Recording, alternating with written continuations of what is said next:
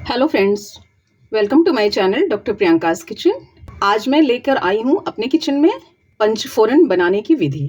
किसी भी सब्जी में जब आप तड़का लगाते हैं उसमें अगर पंचफोरन का आप तड़का लगाएं तो सब्जी का स्वाद बहुत ही ज़्यादा बढ़ जाता है। तो चलिए शुरू करते हैं पंचफोरन बनाना।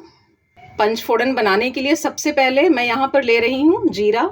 बहुत सारे फ़ायदे होते हैं, आप सभी जानते होंगे, लेकिन इसका जो सबसे बड़ा फ़ायदा है वो है ये एक फैट कटर की तरह हमारे बॉडी में वर्क करता है, जो कि हमारे मोटापे को कंट्रोल करता है। फिर मैंने यहाँ पर लिया है सौंफ। अब हम सौंफ की बात करते हैं तो सौंफ के भी बहुत सारे फ़ायदे होते हैं, जैसे कि जब भी आप ब्रेकफास्ट, लंच या डिनर करते हैं उसके बाद अगर सौंफ को चबा चबा कर खाया जाए तो कैसा भी खाना आपने खाया हो वो बहुत अच्छी तरह से पच जाता है। यानी कि ये हमारे डाइजेशन के लिए बहुत अच्छा होता है और इससे एसिडिटी से भी छुटकारा मिलता है।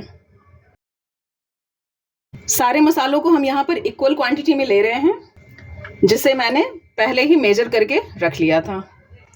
फिर बात आती है मेथी दाने की। तो ऐसा कहा जाता है कि जिसकी जितनी उम्र होती है, यानी कि आप जितने भी साल के हैं, उतने ही मेथी के दाने गिन लीजिए और उसे रात में पानी में भिगो दीजिए और सुबह खाली पेट उस मेथी दाने को चबा चबा कर खा जाइए और साथ ही जिसमें आपने पानी भिगा कर रखा था उस पानी को पी जाइए।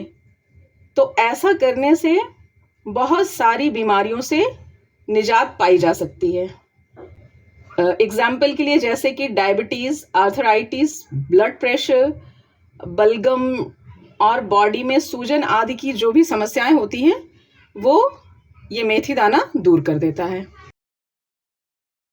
चौथी जो हमारी सामग्री है वो है राई, यानी कि सरसों। सरसों आप चाहे तो काली या पीली दोनों ही सरसों का इस्तेमाल कर सकते हैं, ये पूरी तरह से आपके ऊपर है। तो अब मैं आपको इसके भी फायदे बता देती हूँ कि ऐसा कहा जाता है कि अगर किसी को मानसिक परेशानी हो, कोई टेंशन हो या घबराहट की समस्या होती हो तो किसी भी तरह के सरसों के दाने, यानी कि काले या पीले दाने को खाने में इस्तेमाल करने से उससे आराम मिलता है। पांचवी और आखिरी सामग्री है कलौंजी, जिसे हम मंगरेल नाम से भी जानते हैं, यहाँ पर आप देख पा रहे होंगे। तो ऐसा कहा जाता है कि कलौंजी का तो कोई तोड़ ही नहीं है।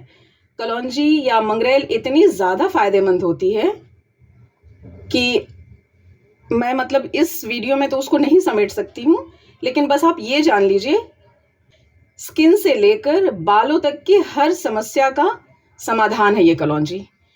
इसे आप जिस भी रूप में खाइए, बस ये ध्यान रखना है कि कलौंजी को कभी भी पीस करके मसाले में इस्तेमाल नहीं करना चाहिए। जैसे कि आप कोई ग्रेवी, करी या कोई सब्जी बना रहे हैं तो कलौंजी को पीसना नहीं चाहिए, क्योंकि ये थोड़ी सी कड़वी होती है तो खाने में थोड़ी सी कड़वाहट आ जाती है। तो जब भी आप कलौंजी का इस्तेमाल या तो अकेले या पंचफोरन के साथ करें तो इसे साबुत ही इस्तेमाल करें। अब इन्हें हम अच्छी तरह से मिक्स कर लेंगे।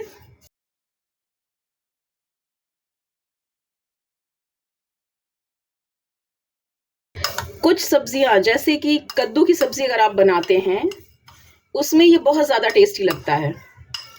कहते हैं कि पंचफोरन के बिना तो कद्दू की सब्जी में कोई स्वाद ही नहीं आएगा, ऐसा हमारे यहाँ पुराने लोग बोलते हैं। और इसमें चूंकि 5 मसाले मिल गए हैं तो फिर इसकी तो बात ही क्या है। और पंचफोरन का इस्तेमाल जब भी करिए तो इसे साबुत ही करना चाहिए। ये देखिए हमारा एक पंचफोरन बनकर तैयार हो गया है।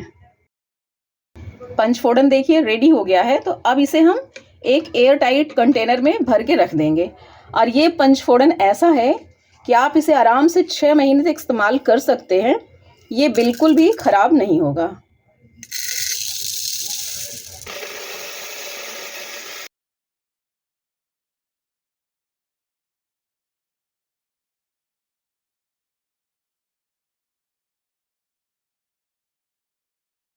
एक पंचफोरन तो हमारा बनकर तैयार हो गया है।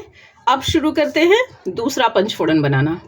तो दूसरे तरीके के पंचफोरन में अलग कुछ नहीं है, सिर्फ हम एक सामग्री अलग कर रहे हैं, वो है अजवाइन।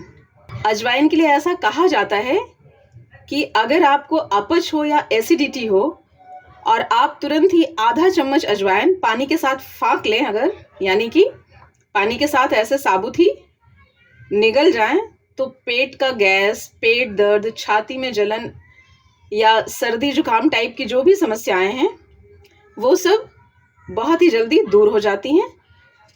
और साथ ही साथ अजवाइन जो है वो हमारे ब्लड प्रेशर को भी कंट्रोल करता है।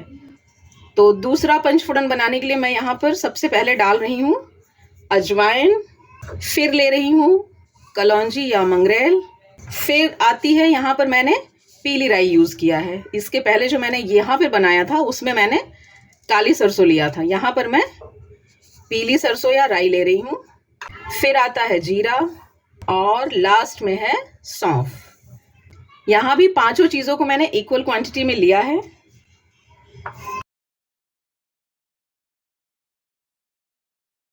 ये देखिए हमारे ये पंचफोड़न भी बनके तैयार हो गया है।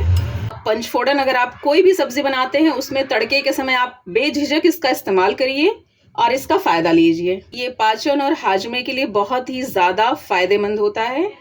तो पंचफोड़न बनाकर आप एक बार इसकी सब्ज़ी खाकर देखिए तो आप बिना पंचफोड़न कोई सब्ज़ी बनाना पसंद ही नहीं करेंगे। आपको ये पंचफोड़न बनाने की रेसिपी कैसी लगी प्लीज़ कमेंट बॉक्स में ज़रूर बताइएगा। वीडियो को ज़्यादा से ज़्यादा लोगों तक शेयर करिएगा और चैनल को सब्सक्राइब करके बेल आइकन ज़रूर प्रेस करिएगा। Thank you friends.